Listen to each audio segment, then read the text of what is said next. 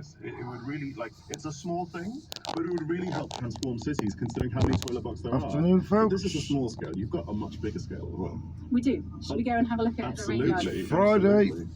10th of January 2025. This is our large rain garden. 3:20. So we're at the bottom of a hillside which has. I'm going to take a bit of a detour today and to in get the back past, home. This came all the way down to the path. It's in And we Tipton. have- when You've it- got when it these rains temporary heavily, traffic we have lights water everywhere, running but there's down. no roadworks. And flooding at the And park. flooding the path, so we'd have to close this to visitors, which isn't. And I think they're ideal. doing it So just we to need do hack something everyone about off, it. tell you the So, truth. in 2019, we designed this rain garden. We scooped out some There's of the just earth traffic and jams created everywhere. it. Used some of that soil to create this lip here between the garden and the path, so that holds back the water in a very physical sense. And then in the dip, we amended the soil so it's both absorbs water but it's also free draining. So we took a lot of the native soil but put in sand and gravel as well. On top of that, the most important feature is the Madness, plants. it is, So we had madness. to choose plants which would survive in this environment. I just shot like off a turn the, right here, rain that should be garden plants. okay. It can be very wet, but it can Unless also the- be unless- quite dry. Oh, the So traffic's we've got moving that way layers anyway, from mature smoothly. trees, we've got shrubby layers. Well, I from turn castles left. And birches, and then It's we've gonna got be a nightmare. planting of a lot of native plant species. Just this bed itself is at a scale that's much larger than your average garden, and you had a team of specialists working on this.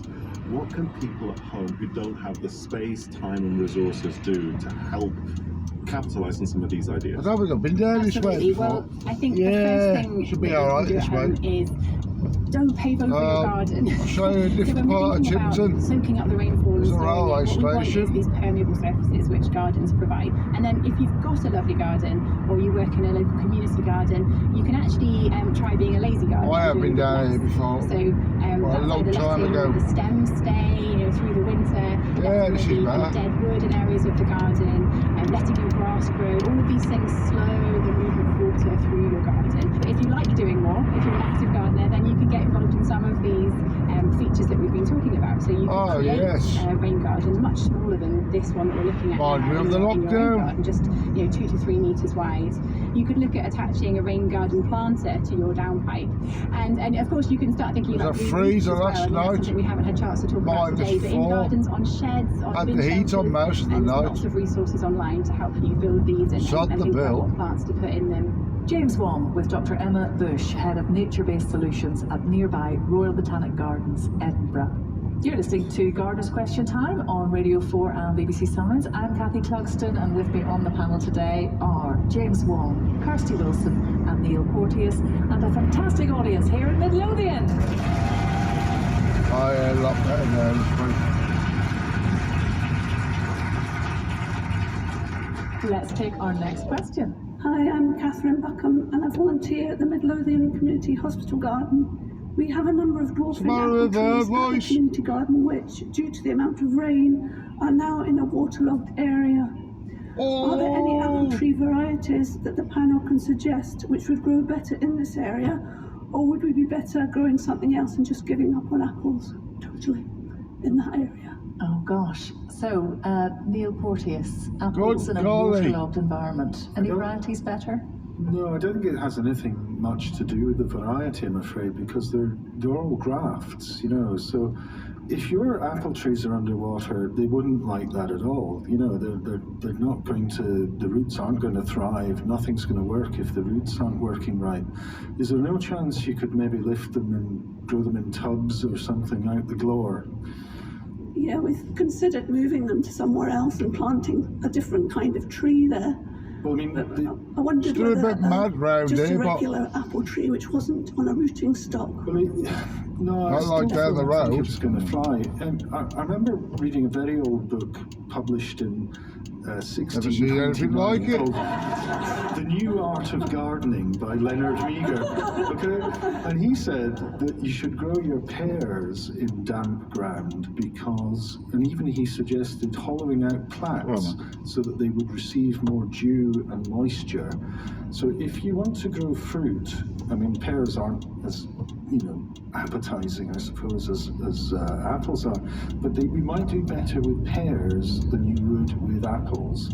Apples seem to like good drainage, free airflow, and it might be best if you rescued them and put them into big containers and you still enjoyed them and moved them somewhere else. But I think pears might be a better bet if you still Look at the want traffic fruit coming in the that other way. area.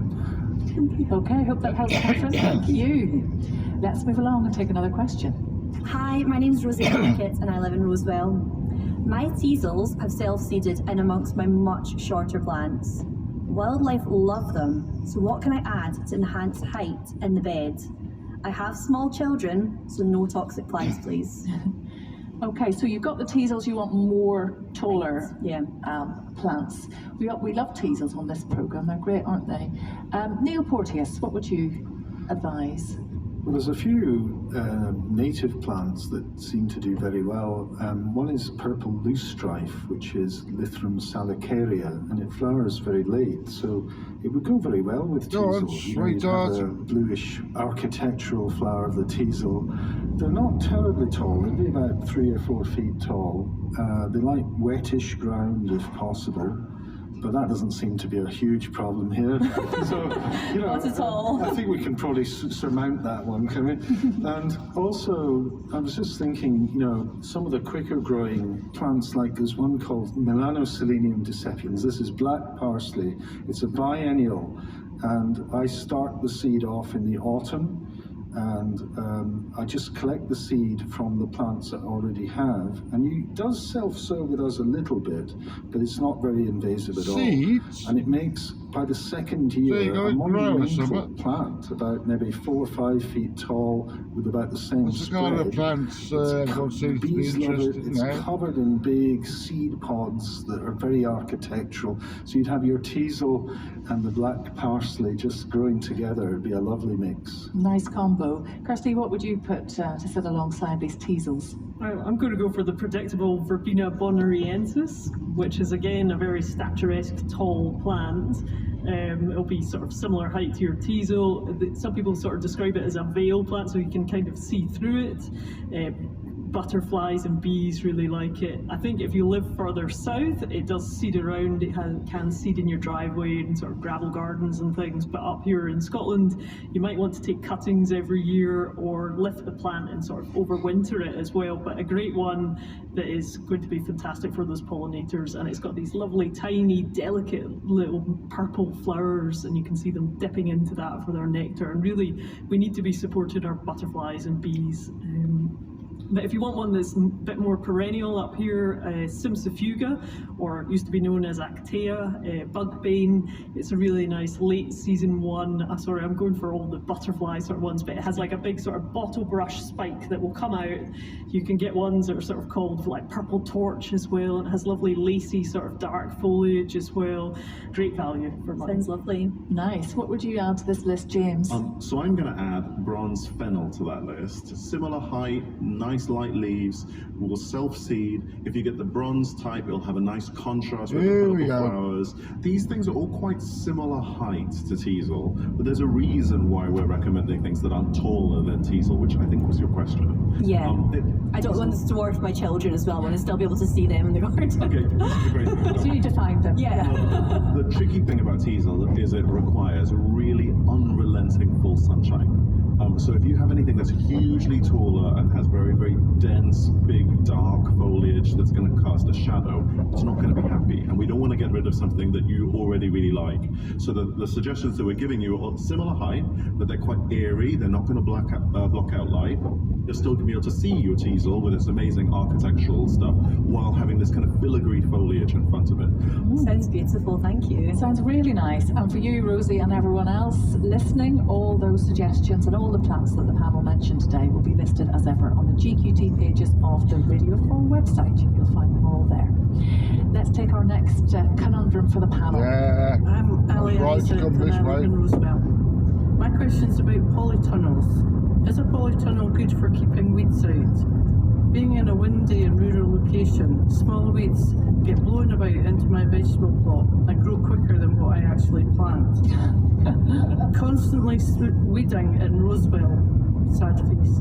I see your sad face. I see your sad face, Ali. Neil, are polytunnels good for keeping weeds out? Well, the bad news, I think, is that no, not really. If you're growing in soil, there's a big seed bank of dormant seeds. So as soon as you turn over the soil, you're going to get a crop of weeds. And, you know, I find with polytunnels up this far north, you know, is really they get colder in the winter than sometimes the temperatures outside. So you've got to choose your moment to really get the benefit from your polytunnel so that things don't get a check to their growth. So say you're growing your veg in the tunnel and they're growing fine and then it suddenly goes cold, the steel and any concrete you've got will actually radiate out more heat than it might outside. So I've often found, I've gone into my tunnel and found everything frozen, but outside everything's fine. So, you know, and that's just because of the additional radiation. So you have to learn how to time things and definitely get a minimum maximum thermometer and keep an eye on what's happening. But you can get great results from a tunnel, and you have to just keep on top of the weeds. And like any feeding, timings of sowings, you know, and you'll get great results, but I'm sorry, you're going to be weeding the rest of your life, you know. Oh, yeah. There's no way of getting around that no matter what you do. It's interesting, James, the idea that it actually could be colder in the polytunnel. Yeah, absolutely. It's one of the big paradoxes. I have a not total solution to your weeding, but potential thing to kind of crowd things out. It's a little bit tricky in a polytunnel because you don't have the full ecosystem that exists outside. But there are some things you could introduce inside the polytunnel around the crops you're trying to grow. So let's say you have, you want to grow tomatoes in there, which is a classic polytunnel plant, right? And you've got spaces in between them. It's the spaces between the tomatoes in that ecosystem that weeds are going to come up. But if you pick the weeds you want to have, those weeds might crowd out anything that would grow between the tomatoes. So you can pick some edible things that are weeds in many warmer countries. For example, wild rocket. Wild rocket literally grows as a weed in walls all over the Mediterranean. It actually grows in railway lines in the south of the UK. It is a really pernicious weed. And it's also sold in really fancy farmers markets for ridiculous amounts of money. The same thing applies for purslane. The same thing applies for New Zealand spinach. These things are ground covering. They hug the surface of the ground. They're self-seeding, so they'll come back year after year, so you don't have to constantly sow. They'll do that. They are weeds. And if you have those in place, they're going to be competing out other weeds that may not be edible that are in that space. And the other thing is, you could even just flip your perception. So I've definitely seen dandelions on sale in Borough Market in London at eye-watering prices. And they give you the French, I think they call it pissenlit in French, and they give you the full description of how to cook them with lardons, and they're dandelions. So I think it's about, either finding edible weeds that are existingly edible or planting your own weeds. They'll come back year after year. They will be weeds, but they won't compete with your tomatoes or peppers or aubergines. They'll just compete with the other weeds. Okay, so choose your weed carefully. Kirsty, are there polytunnels at Balmoral? And if so, how do you keep the weeds out? No polytunnels, but just glass houses. But I would say just be smart on your planting. So say you want to have tomatoes, maybe underplant with cucumbers through the gaps so that you've not got, as James said, if you have bare soil, weeds will just come up. Also, do smart sort of mulches as well. So you might want to put like a straw mulch underneath, or a bark mulch can help. But just trying to be out there, a little bit of hoeing in the evening can keep on top of it rather than it going completely out of control. But I like James's idea as well, is like using that space where there would be bare soil, whether that's salad crops, I'm not sure about dandelions, but cucumbers. You're just being smart with the space that you've got. Thanks. Thank you very much. Let's take another question. Hi panel, my name is Sarah Rees and I live in Kitley now, which sits at 1,000 feet in the Pentland Hills. So as James just said, all growing there is very experimental. My garden sits in the teeth of the westerly winds. But nonetheless, I have, over the last 10 years, had good success growing miles using away cucumbers in my for greenhouse.